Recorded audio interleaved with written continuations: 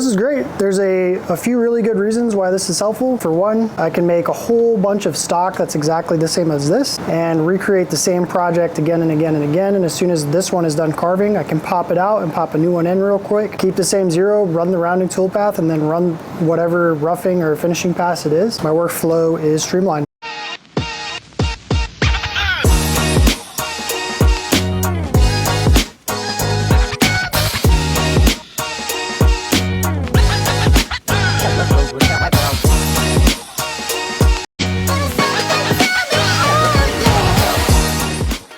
So we're going to start this jig with two 3-inch Schedule 40 PVC caps. These are really great because they're nice and thick. This side for the clamping piece, and then this side will have a secondary clamping piece to hold the actual work project in place. Now if you take a look at how the clamping system on the Onefinity Revolution actually works, we're really just clamping onto a square piece here. So what we need to do is use the Onefinity to carve a square that's exactly similar to this into the end of this side of the PVC cap. And then the other PVC cap will be used to anchor on this point. So basically what we're doing is we're giving this piece on the end of the Onefinity Revolution somewhere to clamp into. And so this is how it's supposed to work without the jig. We're pretty much just going to be replicating this. The square goes onto the clamping piece and then you tighten it here. That's pretty tight. So what we're aiming to do is replicate this on the cap.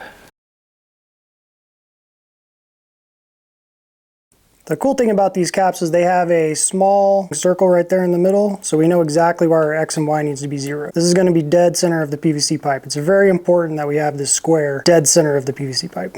I'll be linking these in the description below if you want to check them out. I'll get a couple for yourself. The inside portion of the square on the original bracket is exactly 1 inch. So the square I'll be projecting using a 1/4 inch Jenny into this PVC cap. It's going to be exactly 1 inch on the inside.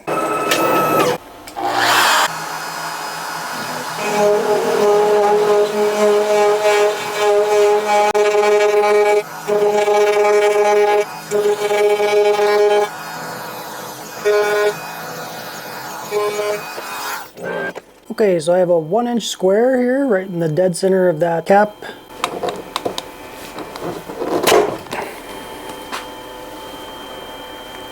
I'll go ahead and give that a test fit and make sure we're on track.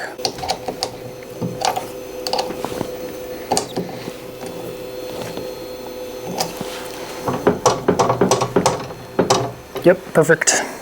On the other end, we're just going to make a small divot, so that way that pointy end has something to stick into.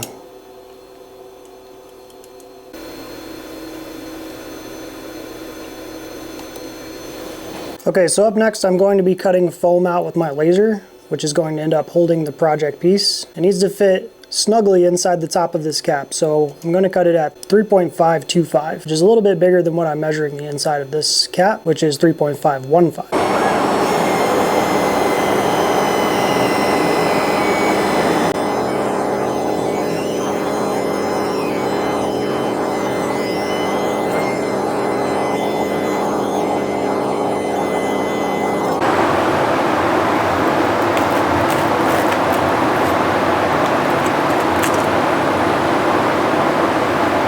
So now that I have these two inserts cut out, I'm going to go ahead and secure them into the caps with CA glue. This foam is actually not going to be enough to hold our blank in place. You can see it's kind of squishy. So I think if I went with a more dense foam, this probably would have worked, but I'm actually going to go ahead and make a couple of cutouts to go on top of this to hold our blank more steadily. I'm going to use a 0.7 inch plywood for this.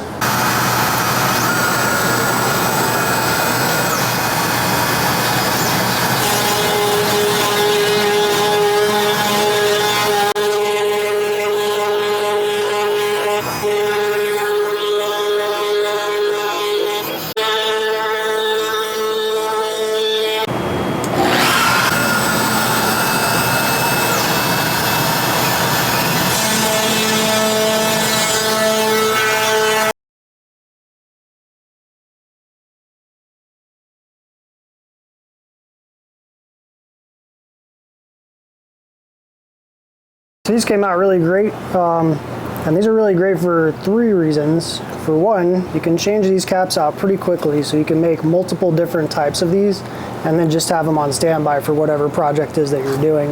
For a wood with different width, you're just going to slap on whatever lid you want. For 2, these will hold down your wood at any length And for 3, this is going to make changing your blank out pretty easily. So if you want to make 10 of the same thing with the same type of blank, you're going to have a way to clamp that.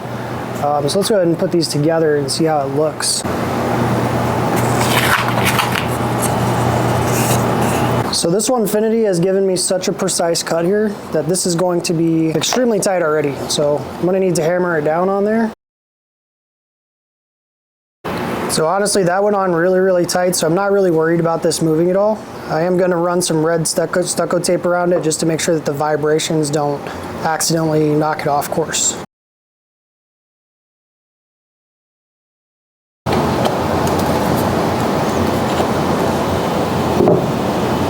Okay, so that fits on really well. Only thing left to do is set up the Onefinity Revolution and see if this thing works. Let's get a project going.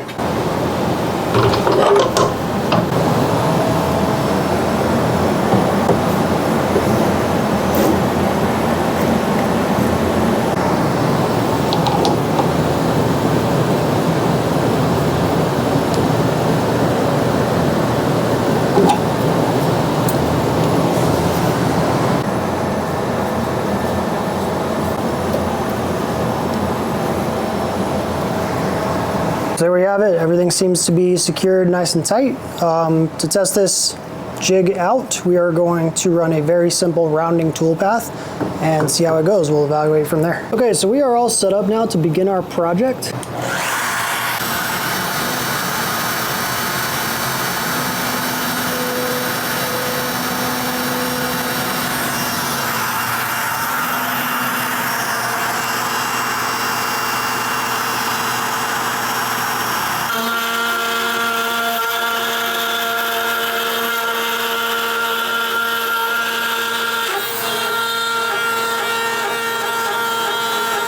Just made that just a little bit too long there. Gonna adjust the position on the x-axis to the left a little bit so that way it doesn't eat up my jig.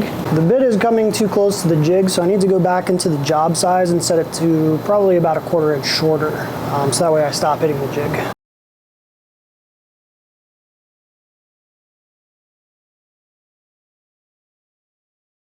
You might have noticed during the time lapse that this didn't get an exact curve in some places. The little divot that I carved out on this end of the cap here for this point to rest in is actually off center, even just a little bit.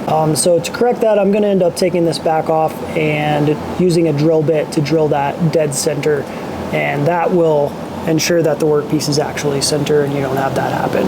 So I think this is a pretty cool method of doing this. I'm gonna end up carving out quite a few other caps for different types of projects that I'm doing. If you wanna see what I'm doing with this, I'm going to be running another V-carve tutorial in the next video and then carving another type of item in this Osage Orange right here.